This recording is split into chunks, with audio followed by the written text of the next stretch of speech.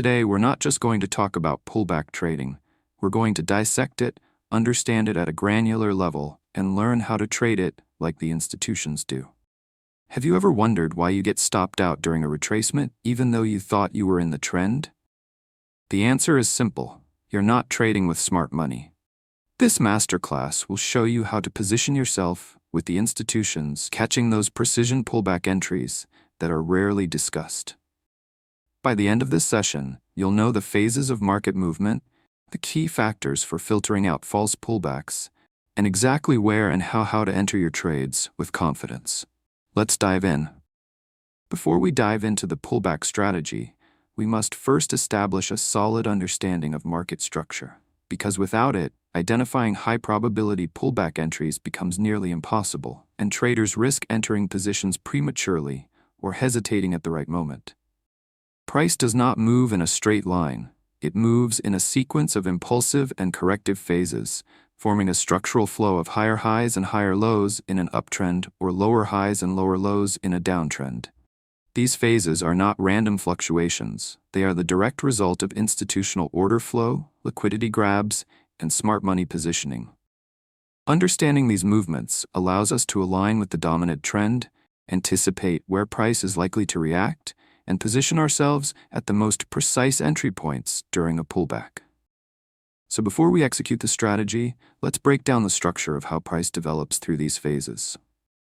First, let's talk about the impulsive move, the engine that drives the trend.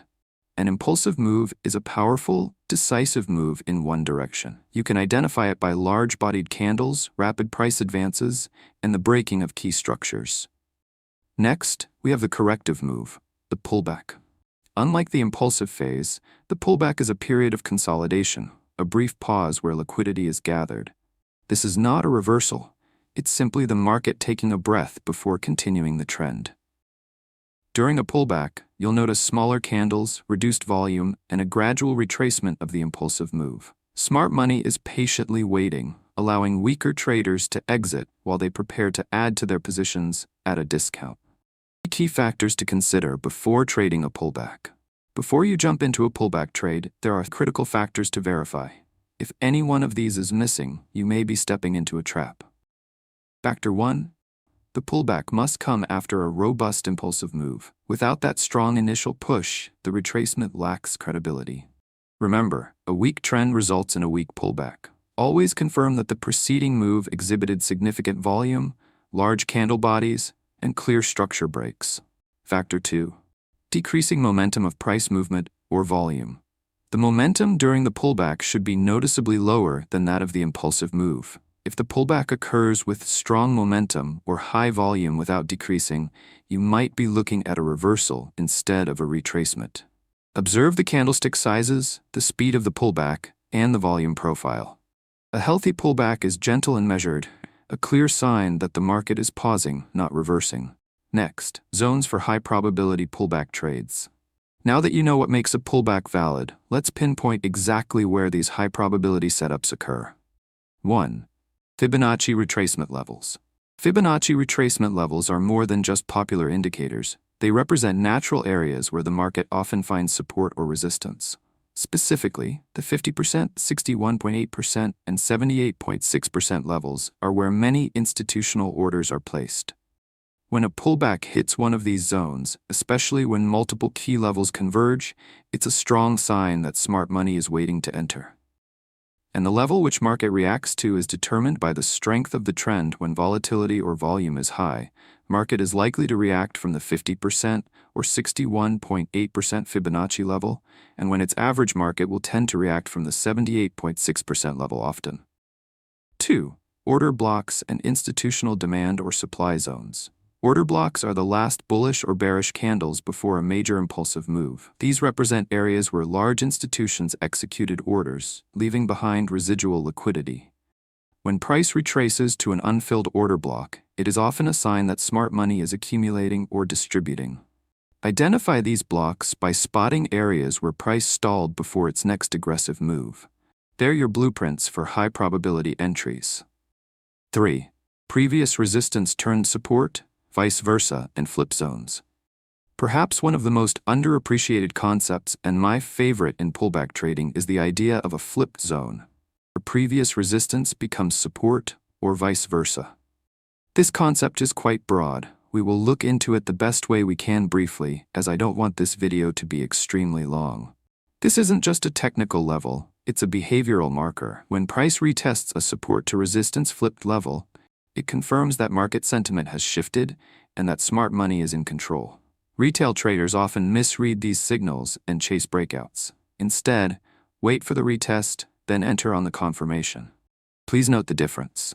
Previous resistance turned support, vice versa, and previous demand turned supply, vice versa, called flip zone. Before we continue, don't forget to subscribe, like, and share. Moving on, confirmation and entry methods. The final piece of the puzzle is how to confirm your setup and execute your trade. Here are 3 robust confirmation and entry methods that separate the professionals from the amateurs. 1. Candlestick confirmation. Looking at GBP/USD, the market is in a bullish phase, printing higher highs while currently undergoing a retracement. We identify our previous resistance zone, which has now turned into support, as our key reaction area where we anticipate price to resume its bullish momentum. However, from our displayed chart, that isn't the most recent structural high that was broken and flipped to serve as our new support. Let me explain why. Typically, when a resistance level is broken and we intend to enter on a retest, we mark the last bullish order block or candlestick that was broken. This level, which was initially resistance, now serves as our support. In this particular case, the last bullish candlestick is too large, making our area of interest excessively wide.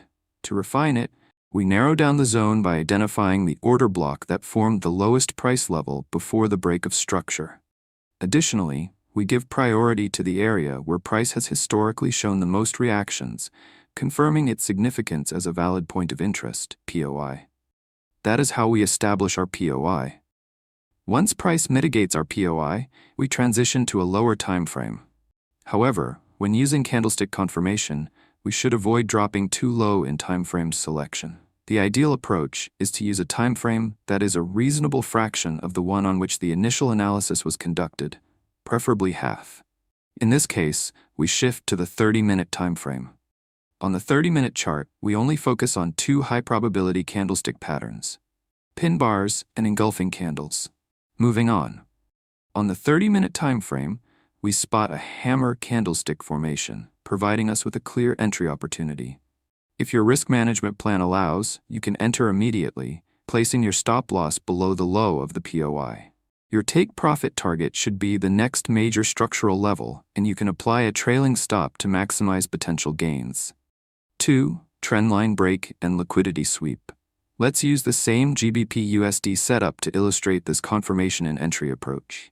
On the 1-hour time frame, the market is in a bullish trend, so we are exclusively looking for long opportunities. We mark our POI, which is a previously broken resistance level now acting as support. This is where we expect price to react and resume the uptrend. Upon closer examination, we notice that sell-side liquidity has already been swept. This increases the probability of a strong reaction from our POI. Additionally, price has been moving in a descending trendline structure, forming consecutive lower lows. For an aggressive entry, we wait for price to decisively break and close above the trend line, signaling a bullish intent. Once this occurs, we execute a buy trade. We enter immediately, place our stop loss below our POI, and set our take profit at the extreme of the previous trendline formation. Eventually, take profit is reached. Lastly, market structure shift. On gold USD, the market is in a clear downtrend, forming lower lows and lower highs. This means we are exclusively looking for short opportunities. For this example, we apply the flip zone strategy. First, we identify and mark our failed demand zone. Next, we highlight the order block located at the extreme of our flipped zone. However, upon closer inspection, we observe that the extreme order block has already been mitigated. As a result, we refine our POI by selecting the next unmitigated order block, where we anticipate price to react. As price trades into our POI, it is time for confirmation and execution. For precise entry and validation, we shift to a lower time frame, in this case, the 5-minute time frame. On the 5-minute chart, price has already printed a change of character, indicating a potential market structure shift. This provides us with a valid sell opportunity. We set a sell limit order at the extreme order block and patiently wait for price to tag us in. However, in this case, price moves directly toward our take profit level without triggering our entry. This example highlights an essential lesson for beginner traders. It is perfectly fine to miss trades. Even the best traders miss setups occasionally. What truly matters is sticking to your trading plan and maintaining discipline. Stick to one strategy. I invite you to practice these techniques on your charts. Reflect on this question. What distinguishes a high-probability pullback from a trap? Your answer will guide you toward becoming a better trader. If you found value in this masterclass, please like, subscribe, and leave a comment below sharing your biggest takeaway. Remember, trading is an art and a science. Elevate your practice and trade with confidence. Thank you for joining this session, and I'll see you in the next masterclass. From DMFX Trading School, happy trading.